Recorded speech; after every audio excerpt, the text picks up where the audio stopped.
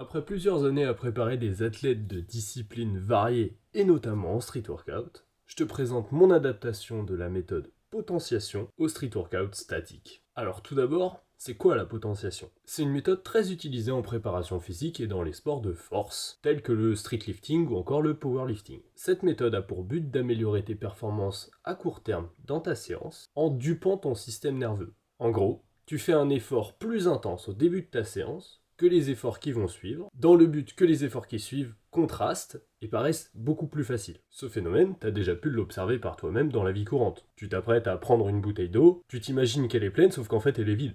Tu la soulèves beaucoup plus vite. Ou peut-être qu'au sport, tu t'es déjà lesté pour faire des tractions par exemple, et lorsque t'enlèves le gilet de lest et que tu refais des tractions, tu parais super léger. Je pense que maintenant tu as saisi le principe de la potentiation. Avant d'aller plus loin dans la vidéo et de t'expliquer pourquoi ça fonctionne et surtout comment on l'utilise, tu t'abonnes à la chaîne et tu partages à tes potes. Tu vois que je donne un maximum de valeur, des exemples précis et concrets, alors tu likes et tu commentes en plus cette vidéo. Pour plus de méthodes d'entraînement de ce style, tu peux toujours acheter Bible of Static sur Amazon, c'est mon livre sur l'entraînement en street workout. Et d'ailleurs, je parle beaucoup du street workout statique ou freestyle en général, mais si tu veux une vidéo sur l'usage de la potentiation en street lifting ou en set and rep, fais-le savoir en commentaire. Alors, pourquoi est-ce que la potentiation ça marche? La littérature scientifique s'accorde pas encore sur les phénomènes physiologiques qui permettent la potentiation, et à vrai dire, on s'en fout un peu de ce genre de détails du moment que ça marche. Ce qu'il faut saisir encore une fois, c'est la logique derrière. Le principe de l'hormèse, je t'en parle quasiment à toutes les vidéos, c'est la loi qui dit que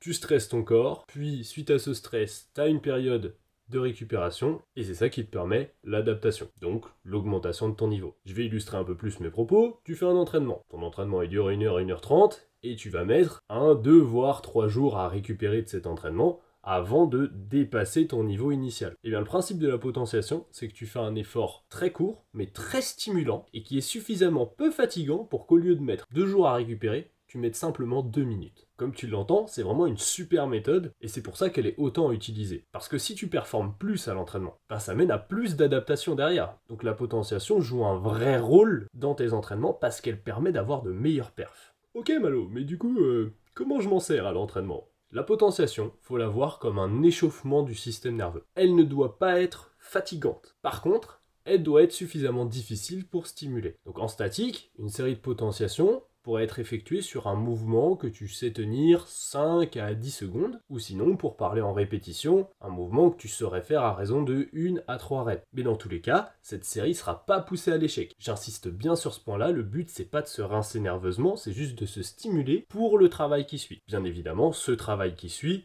il a une intensité inférieure à ta série de potentiations. Tu choisis un mouvement que tu sais tenir 5 secondes, et bien le travail qui suit la série de potentiations, ce sera des mouvements que tu sais tenir 10 secondes ou 15 secondes. Je donnerai des exemples plus détaillés après, mais si tu fais une série de potentiations avec une full planche, et bien les séries qui suivent, ça pourrait être des straddle planches. Ensuite, le mouvement en question doit être concentrique ou isométrique, mais pas uniquement excentrique. En français, soit tu remontes ta répétition, soit tu maintiens juste une position statique, mais pas de contrôle de la descente abusif. De cette manière, tu limites la fatigue musculaire que tu infliges à ton corps, donc ça te permet de conserver toute ta puissance pour les séries qui suivent. Enfin, assure-toi de maîtriser un minimum la technique du mouvement que tu utilises dans ta série de potentiations. On travaille quand même à haute intensité, donc le but c'est pas de se blesser, encore une fois c'est de stimuler, et si tu veux bien stimuler, il faut que l'activation musculaire du mouvement que tu choisis soit comprise. Concernant le volume, comme tu ne dois pas fatiguer, une seule série en début de séance, ça suffit. Et je le précise, mais cette méthode est à utiliser que lorsque tu es vraiment en forme. Tu le verras par toi-même,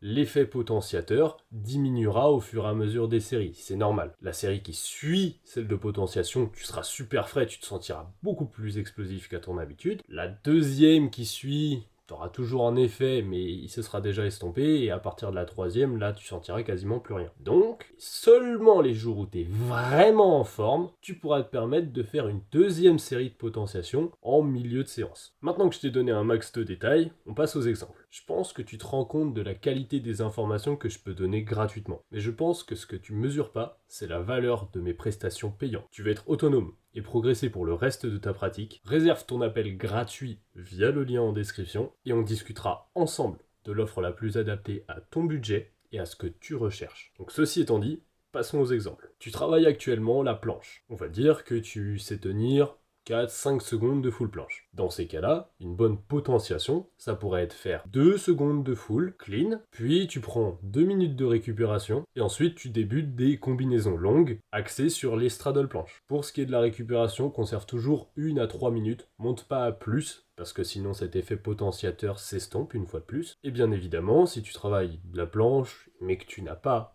de full planche, tu peux utiliser le même principe en faisant ton try de straddle de 2-3 secondes, sans pousser à l'échec, je le rappelle, et enchaîner sur des combinaisons en tuck. C'est faisable aussi. Deuxième exemple, celui-ci peut d'ailleurs être utilisé avant ton travail de renforcement musculaire, donc en milieu de séance. Tu fais une semi-planche, tu sais, la planche mais avec les bras pliés, coude à côté du buste, et ensuite tu entames ta série de pseudo push-up. Donc comme tu le vois, le temps de repos, il peut même descendre sous les 1 minute, tu peux limite faire la série de potentiation et enchaîner avec ta série, ça aura quand même un très bon effet potentiateur, mais si tu procèdes de la sorte, il faut vraiment rester loin de l'échec dans ta série de potentiation. En conclusion, la potentiation, faut voir ça comme un échauffement du système nerveux. Tu dois pas te cramer, le but c'est simplement de te stimuler. Donc faire beaucoup de séries, ça sert à rien. Une série, la plupart du temps, en tout début de séance, ça suffira amplement. Et c'est à utiliser que si tu es en forme. Si t'as pas beaucoup de jus, la potentiation aura pas d'effet. Et au-delà de ça, en fonction des personnes, il y en a qui réagissent très bien à ça et il y en a pour qui c'est pas incroyable. Encore une fois, je t'invite à tester, à observer les effets sur toi. Lorsque tu fais ta série de potentiation, garde un temps de repos relativement court. Essaye de pas dépasser les 2 minutes. Tu peux monter à 3 éventuellement si c'était un mouvement plutôt intense, comme par exemple une maltaise avant d'entamer des séries de planches. Et bien évidemment, pour que la potentiation fonctionne, il faut que les efforts qui suivent ta série de potentiation